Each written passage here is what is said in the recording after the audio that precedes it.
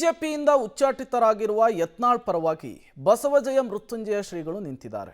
ಅವರ ವಿರುದ್ಧವಾಗಿ ಈಗ ಅವರದ್ದೇ ಸಮುದಾಯದ ನಾಯಕರು ಸೆಟೆದು ನಿಂತಿದ್ದಾರೆ. ಈ ತಿಕ್ಕಾಟ ಇದೆಯಲ್ಲ, ಅಂದರೆ ಜಯ ಮೃತ್ಯುಂಜಯ ಶ್ರೀಗಳು ಮತ್ತು ಸಮುದಾಯದ ನಾಯಕರ ನಡುವಿನ ತಿಕ್ಕಾಟ ಇದು ಈಗ ಮತ್ತೊಂದು ಹಂತಕ್ಕೆ ಹೋಗಿದೆ. ಪಂಚಮಸಾಲಿ ಶ್ರೀಗಳಿಗೆ ಡೆಡ್ಲೈನ್ ಫಿಕ್ಸ್ ಮಾಡಿದ್ದಾರೆ ಪಂಚಮಸಾಲಿ ಸಮುದಾಯದ ನಾಯಕರು. ಏಪ್ರಿಲ್ 22ರಂದು ಮಹತ್ವದ ಸಭೆಯನ್ನು ನಿಗದಿ ಮಾಡಿದ್ದಾರೆ.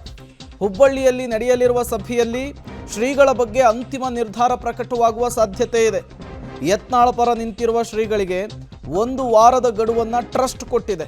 ಟ್ರಸ್ಟ್ನ ಎಚ್ಚರಿಕೆಯ ಬಗ್ಗೆ ಇನ್ನೂ ಕೂಡ ಶ್ರೀಗಳು ಪ್ರತಿಕ್ರಿಯೆ ಕೊಟ್ಟಿಲ್ಲ, ಇನ್ನೂ ಕೂಡ ಮಾತನಾಡಿಲ್ಲ. ಅವರ ಮಾತೇನಾಗಿರುತ್ತೆ, ಅವರು ಯಾವ ರೀತಿಯ ನಿರ್ಧಾರವನ್ನು ತೆಗೆದುಕೊಳ್ತಾರೆ, ಈಗ ಕುತೂಹಲಕ್ಕೆ ಕಾರಣವಾಗಿದೆ. ನೋಡಿ, ಶ್ರೀಗಳ ವಿಚಾರದಲ್ಲೂ ಕೂಡ 2 ಬಣ ಆಗಿರುವಂಥದ್ದು. ಒಂದು ಕಡೆ ಈಗಾಗಲೇ ಶ್ರೀಗಳಿಗೆ ಲಿಂಬಿಕಾಯಿ ಸೇರಿದಂತೆ ಹಲವರು ಎಚ್ಚರಿಕೆ ಕೊಡುವಂತಹ ಕೆಲಸ ಮಾಡಿದರು. ಮತ್ತೊಂದು ಕಡೆ ನಿನ್ನೆ ಸಿ ಪಾಟೀಲ್ ಅವರು ಮಾತನಾಡ್ತಾ ಶ್ರೀಗಳ ಪರವಾಗಿ ಬ್ಯಾಟನ್ನು ಬೀಸಿದ್ದಾರೆ.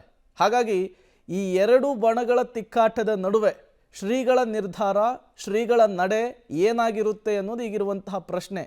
ಯತ್ನಾಳ್ ಪರವಾಗಿ ಶ್ರೀಗಳು ನಿಂತಿದ್ದೇ ಆದರೆ ಅವರ ಜಾಗವನ್ನು ಬದಲಿಸಬೇಕಾಗುತ್ತೆ ಅಂಥೇಳಿ ಈಗಾಗಲೇ ಪಂಚಮಸಾಲಿ ಸಮುದಾಯದ ಹಲವು ನಾಯಕರುಗಳು ತೊಡೆತಟ್ಟುವಂತಹ ಕೆಲಸವನ್ನು ಶ್ರೀಗಳ ವಿರುದ್ಧ ಮಾಡಿದ್ದಾರೆ. ಹಾಗಾಗಿ ಇನ್ನೊಂದು ವಾರದ ಒಳಗೆ ಏನೆಲ್ಲ ಬೆಳವಣಿಗೆಗಳಾಗುತ್ತೆ ಅನ್ನೋದನ್ನು ಕಾದು ನೋಡಬೇಕು. ಮತ್ತಷ್ಟು ಡೀಟೇಲ್ಸನ್ನು ಕೊಡ್ತಾರೆ ನಮ್ಮ ಪ್ರತಿನಿಧಿ ಸುನಿಲ್, ದೂರವಾಣಿ ಸಂಪರ್ಕದಲ್ಲಿ ಜಾಯಿನ್ ಆಗಿದ್ದಾರೆ. ಸುನಿಲ್, ಶ್ರೀಗಳ ವಿಚಾರದಲ್ಲಿ ಈಗ ಪಂಚಮಸಾಲಿ ಸಮುದಾಯದಲ್ಲಿ 2 ಬಣ ಆಗಿರುವಂಥದ್ದು. ತಿಕ್ಕಾಟ ದಿನದಿಂದ ದಿನಕ್ಕೆ ಜೋರಾಗ್ತಾ ಇದೆ. ಇದರ ನಡುವೆ ಶ್ರೀಗಳು ಇಲ್ಲಿಯವರೆಗೂ ಕೂಡ ಮೌನವನ್ನು ಮುರಿದಿಲ್ಲ, ಈ ವಿಚಾರಕ್ಕೆ ಸಂಬಂಧಪಟ್ಟಂತೆ ಮಾತನಾಡಿಲ್ಲ. ಇನ್ನೊಂದು ವಾರದ ಒಳಗೆ ಶ್ರೀಗಳ ವಿಚಾರಕ್ಕೆ ಏನೆಲ್ಲ ಬೆಳವಣಿಗೆಗಳನ್ನು ನಿರೀಕ್ಷೆ ಮಾಡಬಹುದು, ಈಗ ಸದ್ಯಕ್ಕೆ ಏನಾಗ್ತಾ ಇದೆ ಈ ವಿಚಾರದಲ್ಲಿ ಅಂತ?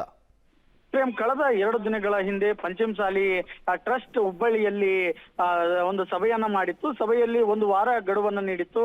ಅದರಂತೆ ಈಗ ನಿಗದಿಯಾಗಿರುವಂತದ್ದು ಆ ಒಂದು ಸಭೆಗೆ, ಆ ಒಂದು ಸಭೆಯಲ್ಲಿ ಅಂದ್ರೆ ಏಪ್ರಿಲ್ 22ರಂದು ಶ್ರೀಗಳ ಒಂದು ವಿರುದ್ಧವಾಗಿ ಅಥವಾ ಶ್ರೀಗಳ ಒಂದು ವಿಚಾರದಲ್ಲಿ ಅಂತಿಮ ನಿರ್ಧಾರವನ್ನ ಒಂದು ಪಂಚಮಸಾಲಿ ಲಿಂಗಾಯತ ಟ್ರಸ್ಟ್ ತೆಗೆದುಕೊಳ್ತಾ ಇದೆ.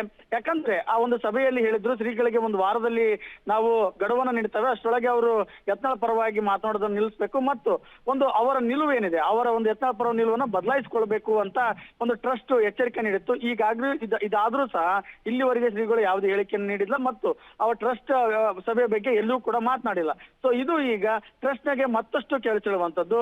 ಹೀಗಾಗಿ ಶ್ರೀಗಳ ವಿಚಾರದಲ್ಲಿ ಒಂದು ಅಂತಿಮ ನಿರ್ಧಾರಕ್ಕೆ ಬರಬೇಕನ್ನೋ ನಿಟ್ಟಿನಲ್ಲಿ ಹುಬ್ಬಳ್ಳಿಯಲ್ಲಿ ಏಪ್ರಿಲ್ 22ರಂದು ಸಭೆ ನಿರ್ಣಯ ಆಗಿರುವಂತದ್ದು. ಅದರಲ್ಲಿ ಒಂದು ಟ್ರಸ್ಟಿಗಳ ಜೊತೆ 48 ಟ್ರಸ್ಟಿಗಳ ಜೊತೆ 100 ಜನ ಪಂಚಮಸಾಲಿ ಮುಖಂಡರು ಆ ಒಂದು ಸಭೆಯಲ್ಲಿ ಭಾಗವಹಿಸ್ತಾರೆ. ಅಲ್ಲಿ ಯತ್ನಾಳು ಮತ್ತು ಪಂಚಮಸಾಲಿ ಶ್ರೀಗಳ ಬಗ್ಗೆ ಅಂತಿಮ ಒಂದು ನಿರ್ಧಾರ ಪ್ರಕಟವಾಗುವಂತ ಸಾಧ್ಯತೆ ಇರುವಂತದ್ದು. ಪ್ರೇಮ್, ಥ್ಯಾಂಕ್ ಯು ಸುನಿಲ್ ತಮ್ಮೆಲ್ಲ ಮಾಹಿತಿಗಾಗಿ.